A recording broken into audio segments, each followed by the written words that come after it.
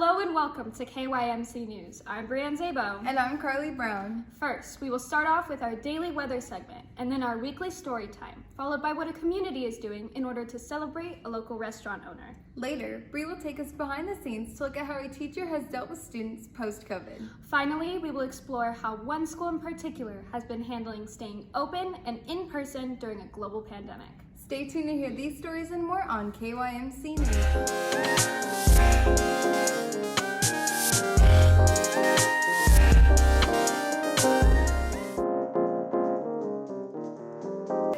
Hello and welcome back to the start of the week.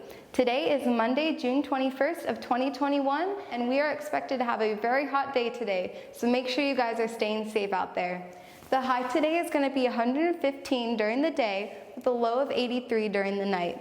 We are expected to have an excessive heat warning from 10 a.m. to 8 p.m., so make sure to minimize your outdoor activity. Back to you, Bree. Thank you, Carly.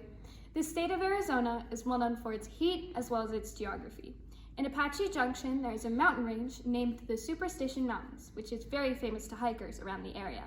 With a name like Superstition Mountains, you must have some superstitions or stories. The legend of the Lost Dutchman is the most famous of these fables.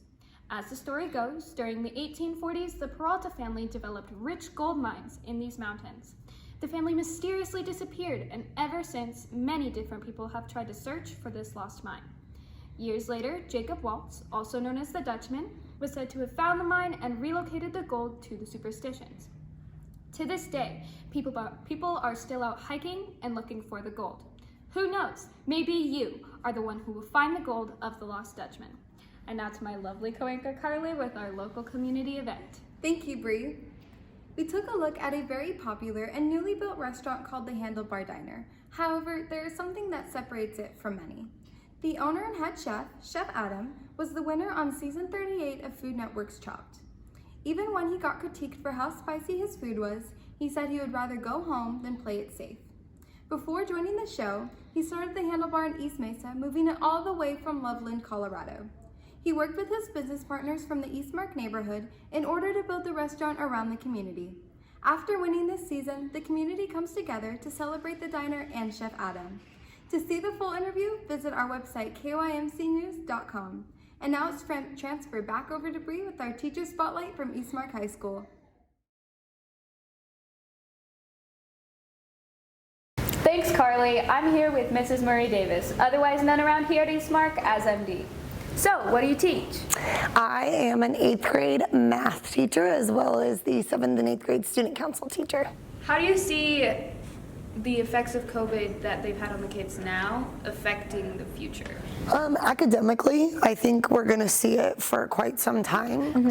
And those social emotional skills that we were just talking about, they don't learn those when you're sitting behind a computer screen. So that leads me to, I think we're definitely seeing already the ramifications of especially our youth and especially the youth from 10 to 18 dealing with all of the range of emotions, from not being able to be with their friends, having family members who are sick. From March to July, my purpose was gone. And so that fear every day, am I gonna get sick? Am I gonna carry it to someone I love? Those are really big things. And in school, you learn so much more than 2 + 2 is 4. You know, they're learning how to share in kindergarten. They're learning how to sit in a seat for an entire day in 1st grade. They're learning playground rules in 2nd grade and all the way up. And they missed a good part of that. And how have you seen this school district in particular handle that gap of knowledge, that March to August, March to July gap? So I, again, am fortunate that we did come back in August. So as a math teacher, I thankfully have been in it long enough to understand what they should have learned and what they didn't learn. And so working that in as something as simple as doing a bell work.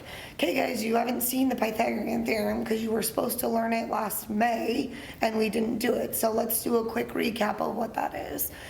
How inspiring. Thank you so much for meeting with me today. Of course. Back to you, Carly. Thanks, Bree. As previously stated by Miss Murray Davis, the Queen Creek School District has been open since August 17th, unlike other school districts. Specifically, Eastmark High School has placed sanitation stations around the campus, and the desks are sanitized after each class period. We sat down with a teacher from Eastmark High School. She said, "It is definitely hard to clean every period, and sometimes it's not even possible, but whatever I can clean, I will for my students' health and others." However, the masks and the smell of cleaning is an adjustment. This school is making it work. The Eastmark community was built on the GM Proving Grounds. Even the mascot was named after a GM Pontiac Firebird car. Eastmark High was named by a student committee who got the opportunity to experience some of the district board's challenges, including pricing and marketing. With only having been open for 2 years, this school has acquired students rapidly and has a 25-to-1 student-teacher ratio. Due to COVID, their first full year was cut short, and this past year was the school's very first full year. We here at KYMC wish the school, district, and community all luck as they continue to grow. That's all we have for you today. Don't forget to check in later to watch Bree check out a new and upcoming band, Midnight Hours. I'm Carly. And I'm Bree, and that's all from KYMC News.